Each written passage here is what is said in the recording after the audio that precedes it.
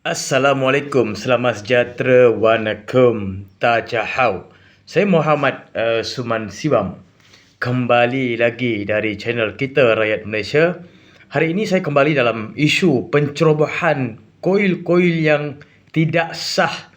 Ya, baru-baru ini kita lihat satu keputusan diambil oleh pihak NGO dan Tuan Tanah untuk merobohkan satu koil di Rawang. Ya, jadi bila kita tengok di sosmed ya, banyak kesimpulan, banyak pahaman-pahaman orang komen, dan kerajaan negeri di situ pun ada komen. Persoalan dia sungguh-sungguh mudah untuk difahami. Saya harap siapa yang menonton video ini tengok sampai habis, baru kita menilai. Kita fikir secara logik.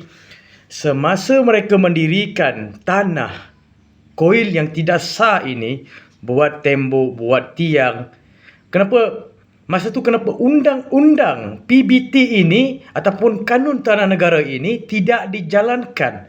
Semasa Tuan Tanah ini ingin mengambil tindakan sendiri disebabkan itu adalah tanah bergeran miliknya, lalu ditangkap. Ya, bila mana kita tengok statement-statement daripada jabatan-jabatan kerajaan, PBT ini macam berat sebelah dan tidak melakukan kerja dan amanah sebagai petugas ya untuk menyelesaikan masalah-masalah tanah ini. Ya, sebab ini kita boleh lihat daripada Musang King di Raup saja. Musang King di Raup pun berapa banyak spekulasi yang diceritakan. Ya, nak menunjukkan mereka itu betul. Senang saja urusan ini. Ini adalah urusan perundangan. Ya, dan berkaitan dengan kanun tanah negara. Jadi, apa yang perlu kita buat?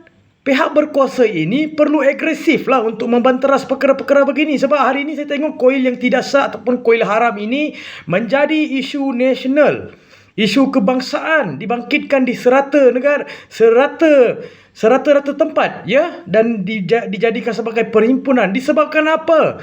Disebabkan undang-undang ini lemah dan kedaulatan undang-undang tidak diangkat. Ya, disebabkan PBT lemah, kerajaan lemah dalam perkara ini ya, dan banyak juga ahli-ahli politik yang mencampuri dalam perkara ini, sedangkan ini melibatkan kedaulatan undang-undang.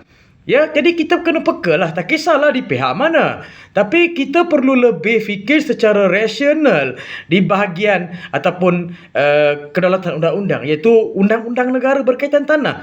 Kalau tanah saya kena roboh pun saya ceroboh pun saya akan robohkan. Ya, kita hormat pada orang yang hormat kita. Kita berlembut pada orang yang berlembut dengan kita. Bila mana orang biadab, dia tidak mau mengalah walaupun dia salah, kita perlu buat kurang hajar sedikit. Ya, dan saya harap penceroboh koil haram ini diambil tindakan selaras dengan peraturan tanah PBT dan undang-undang kanun tanah negara. Baru ada akal. Sebab kita setiap kali memprotes, membuat perhimpunan, sedangkan dasar-dasar kerajaan untuk pemilih-pemilih tanah ini dicabuli. Ya, mereka tidak mendapat hak, sedangkan itu adalah hak tanah mereka. Ini bukan sensitif, janganlah kita ambil sebagai sensitif. Ini adalah masalah yang dilakukan dengan sengaja.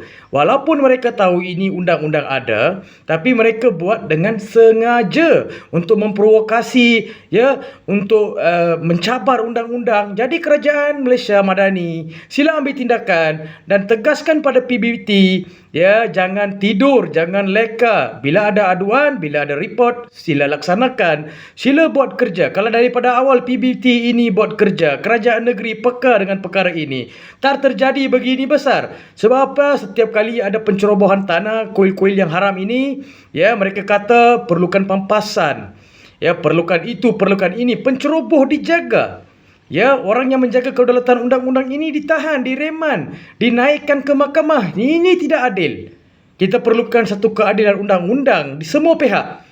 Hukum dulu orang yang menceroboh, hukum dulu orang yang melanggar undang-undang, hukum dulu orang yang mencabar undang-undang, hukum dulu orang yang provokasi. Benda ini terjadi ada sebab dan punca yang begitu ketara. Ya, dan kita pun melihat desakan-desakan pada tanah-tanah yang koil ini, ya, untuk mendapatkan pampasan ini terlampau melampau.